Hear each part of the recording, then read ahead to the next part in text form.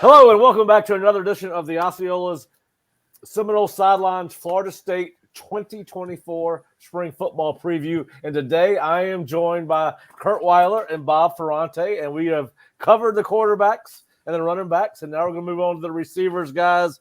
A land of opportunity for sure at receiver. And a position group that has a ton of potential as Florida State loses Keon Coleman, Johnny Wilson, and Jaheim Bell, the three leading receivers last season, who combined for 130 catches for 1,700 yards. And then if you throw Trey Benson in there, that number grows to 150 catches for over 2,000 yards, guys. So a lot of production gone. A lot of guys be looking to step up. Your overall thoughts on the departures and how that's going to affect the room as it is today? I think expected departures, but tough to obviously try to replace that kind of production. I think the guy that we all thought was going to have a big 2023 was Kentron, because Kentron had that incredible spring. Yeah. And we really didn't even know that, a Keon Coleman was going to be in the picture, honestly, because he was a later arrival.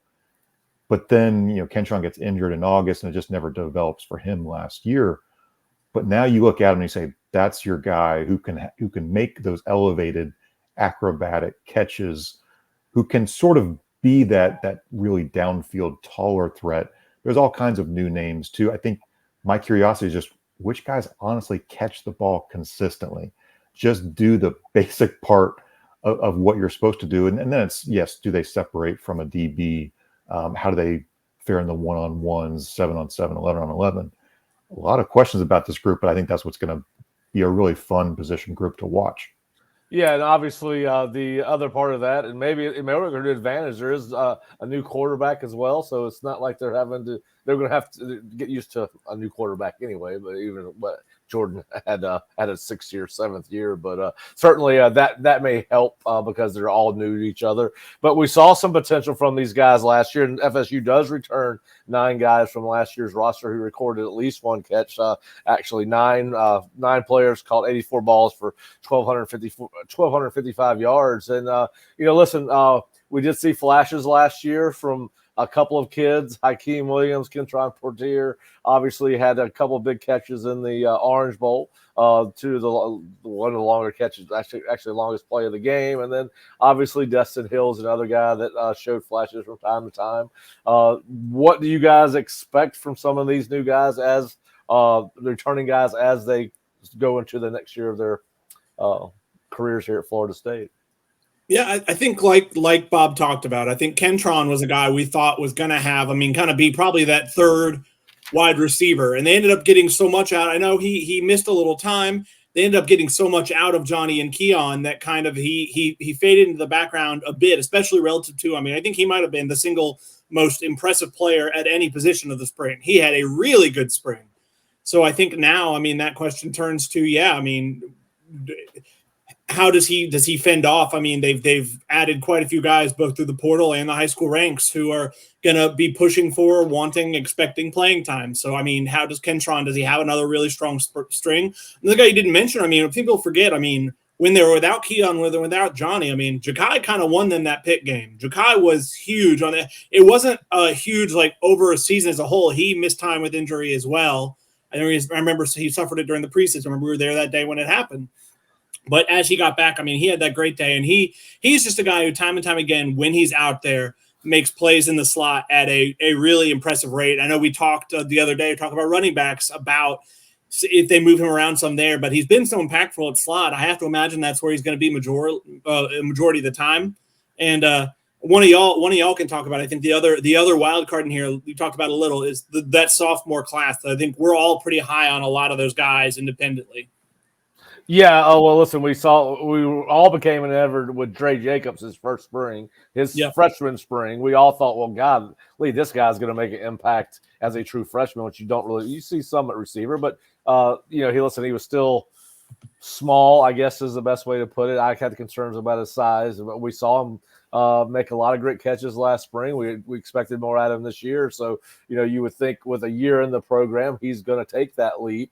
But yes, Hakeem Williams, we saw flashes towards the end of the season about what we thought FSU was getting when he signed as one of the most highly touted prospects in that entire class, not only for FSU, but anywhere in college football. So, yeah, I think that's going to be a fascinating and as you see our projected depth chart. Now, this could change. Obviously, this is us projecting. A lot of this has to do with how the depth chart set at the Orange Bowl with all the departures these guys set out. But it was Portier and Williams on one side, along with we saw Douglas and Hill. I believe Hill might have been listed as the starter in that game, but and obviously Williams and Spann, the other two outside receivers. So, and listen, I think a guy like Fryer is going to be a guy that just based off his explosive nature, him as an athlete, I think he's a guy like some of these other guys have done as a true freshman. And obviously it's hard to count Des Hill as a true freshman last year. He'd been out of high school for a long time.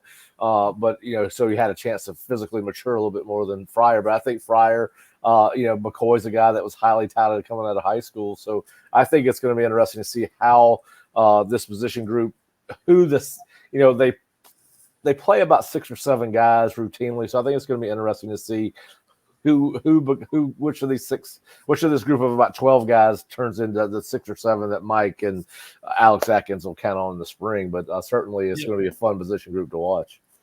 Yeah, I mean, I felt bad. I think we all felt horrible for Hakeem last year. Of when the lights finally started to come on, he had that huge play against Syracuse. He then was pretty much out the rest of the year, was mostly unavailable the rest of the way. But I think Jordan Travis, did he do an interview the other day? I think I saw. And Hakeem is the guy he shouted out of saying, like, keep an eye on him, and understandably so. And you talked about the freshmen. I mean, they brought in they signed 4 4-star receivers, and ratings aren't everything. Those rankings aren't everything, but they are based in, a track record of measuring things. And frankly, the highest rated of the bunch, Elijah Moore, is the one who's not arriving until the summer. Yep. So it'll be fascinating to see what the other 3 do. I think it's a good year for them where, there should be plenty of playing time available if they show they're worthy of it.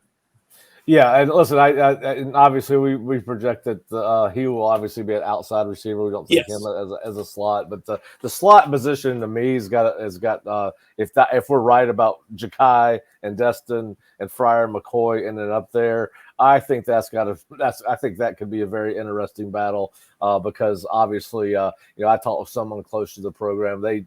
Obviously, we know what Ja'Kai can do. As you mentioned, he had a huge Pitt game. We saw what he could do. He was really in the Orange Bowl, he was the designated playmaker, right? We saw him get the ball a tremendous amount of time, so we know what he can do, and he continues to get better and better as his career's gone on. Then, listen, we've seen what Des Hill can do. We know Mike believes in him. We know Ron Dugans believes in him. But then I've talked to people outside close to the program that Phil Fryer's going to be one of the freshmen that can come in and compete. So I think the slot position is going to be fascinating. And we haven't even talked about a guy like Jalen Lucas lining up in the slot and Lawrence Toafili, who, since we're talking about receivers, is as far a number of catches standpoint, is the leading returning receiver from a reception standpoint. And then you got Kyle Marlock, who's your leading returning receiver from a yardage standpoint. So again, who steps up, I think is going to be fascinating at this position. Now, if you guys have a surprise out of this group that you think may take a step that, may surprise some people or surpass what you've seen from them in the past. Yeah, I guess I'm curious about Jaylen Brown or Malik Benson, but honestly, they're 2 newcomers that I'm certainly curious about watching. Yeah. I just don't know what to expect. There is some film of them, more Malik, less Jaylen, obviously. Yep.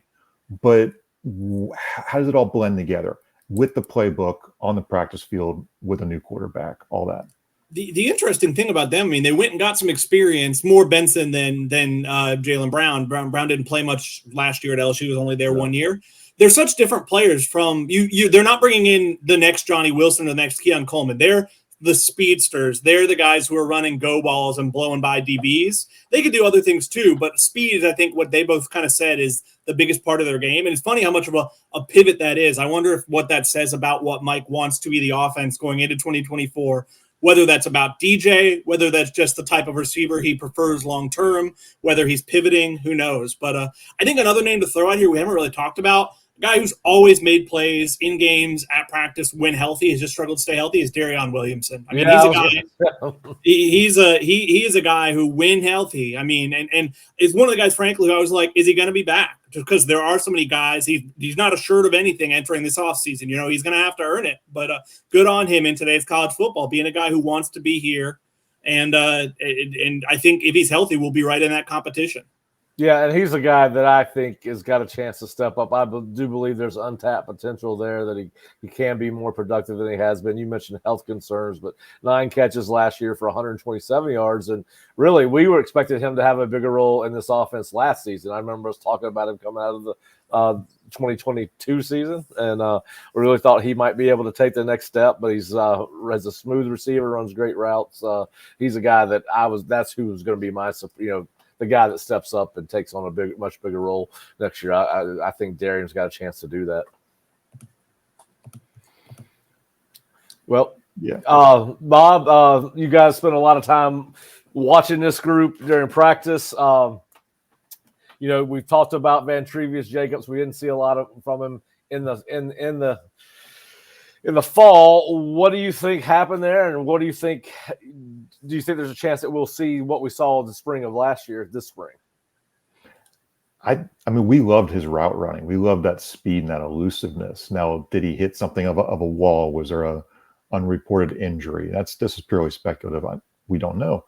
Right. I think he just got passed up by some other options. I mean, there was a lot of good options there in front of him, right? And frankly, think about how much. I mean, Keon and Johnny both probably played over 80% of the snaps at the two outside receiver spots when healthy. I mean, they were kind of hogging the reps, if you will. I mean, some of the guys snuck in, but I think there's a case too. You wonder if, I mean, some guys when they get to college have to mature, have to go through something like that. That maybe it was something more in that vein. But whatever it is, I mean, he is as talented as any of those guys brought in. I mean, he's right there with Hakeem and Destin in terms of talent, and I think could absolutely be a breakout candidate.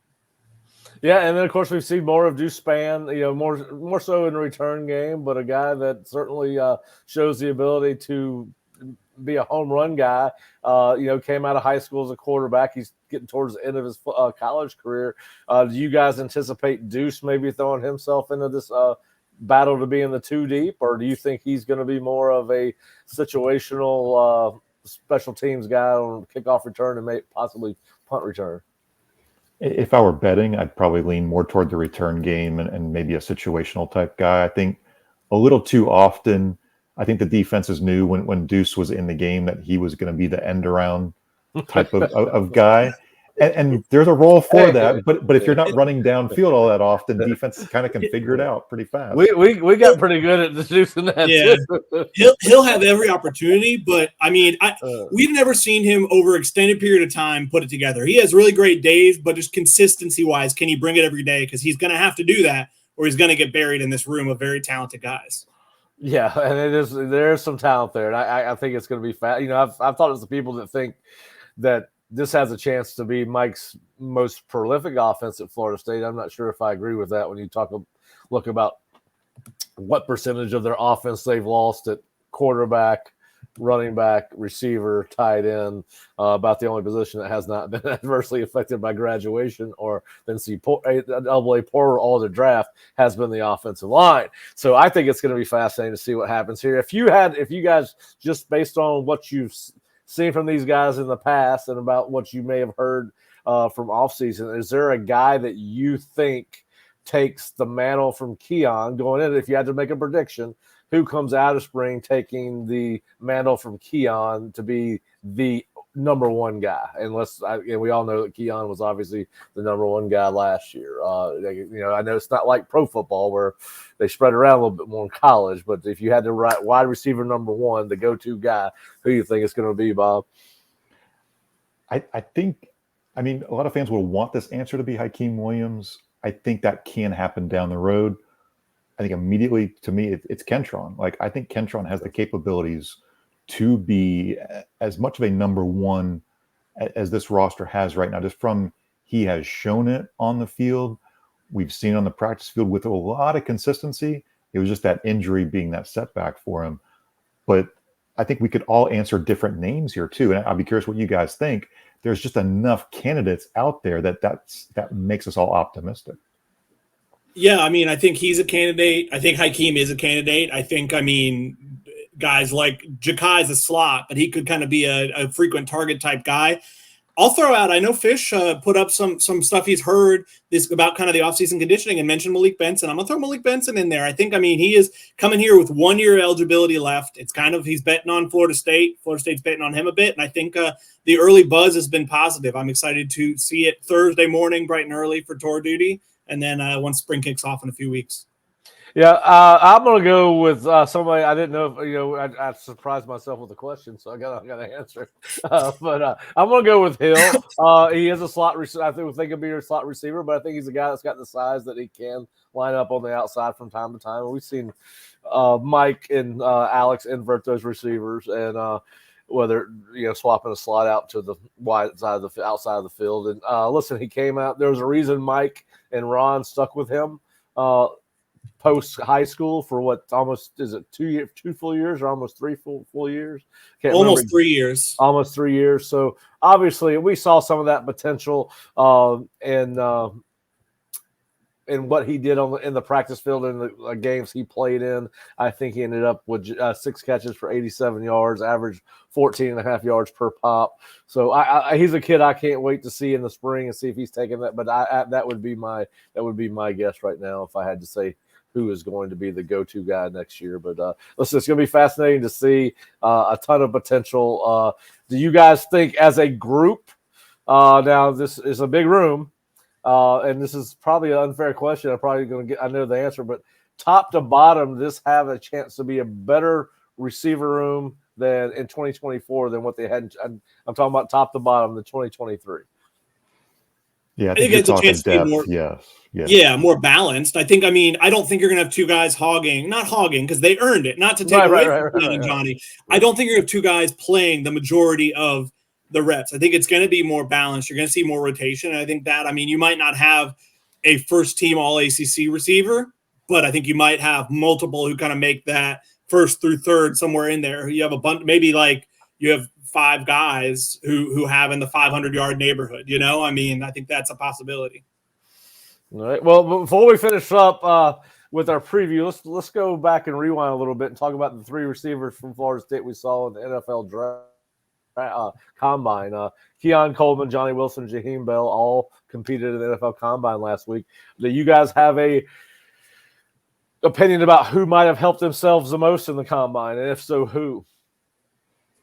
I mean, Johnny running a 4.53, I think it was, is pretty crazy. It is. I mean, being measured, I think he had the largest wingspan for a receiver ever at the combine, and then running a 4.53. And I think he had like the 4th best shuttle time. I mean, he is just a absolute freak of nature. I think that really helped him because there are some draft nicks who kind of started he's a tight end narrative. And I think that kind of showed, he could be a receiver, man. No, like he is not just, you're not moving him to a tight end just because of his size.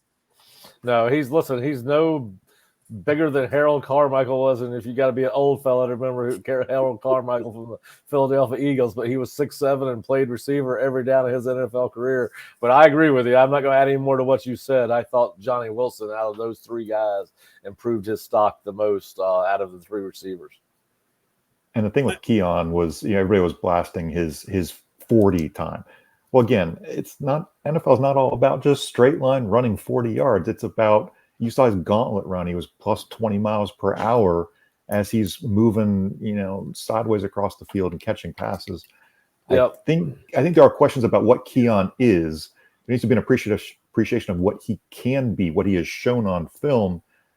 Some teams curious, is he an NFL number 2 receiver? So you got 3. Man, if that's your number 3 receiver out there on the field on an NFL team, I feel really bad for the opposing defense that has to go one-on-one against that guy. Yeah, and I'm sure the NFL combine people, the NFL scouts and then GMs and player personnel departments will realize that the 40 is a combine drill, the gauntlet is a football drill, and the gauntlet probably is more of an indicator of how that guy runs than what he ran in the 40. Even I think they ran the go routes later in their workout. I think he had like the 2nd or 3rd fastest miles per hour of all the receivers running a go route. It's almost like you introduce a football and Keon gets instantly faster. Well, yeah, if they drug a football out in front of him on that 40, I bet he would run faster. Like the horse with the bunny. Yeah, like the greyhounds at the track. You can get that rabbit out, boy. They run. All right, guys. Well, listen, it's going to be fun to watch for receivers this year. We would like to thank our sponsor today, Aer Lingus. If you're looking to go to the Florida State and Georgia Tech game on August 24th, in Dublin, Ireland, please go to Seminoles2Ireland.com. Seminoles, the number 2 Ireland.com.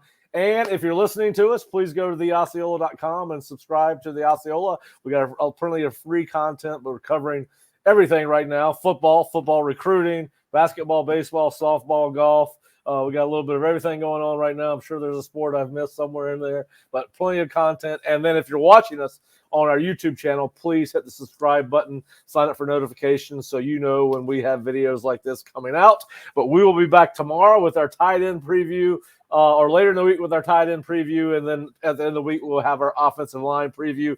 But thanks for joining us, Bob, Kurt. Appreciate it as always. And look forward to seeing these guys on the field on March 19th. Your Seminoles kick off the 2024 football season in Dublin, Ireland, as they face the Georgia Tech Yellow Jackets in the Aer Lingus College Football Classic. Join fellow Florida State fans on a trip you won't soon forget. Game tickets for the August 24th matchup are now available through Florida State Athletics Ticket Office and selling fast. Visit Seminoles2Ireland.com. That's Seminoles, the number 2, Ireland.com. And go Noles!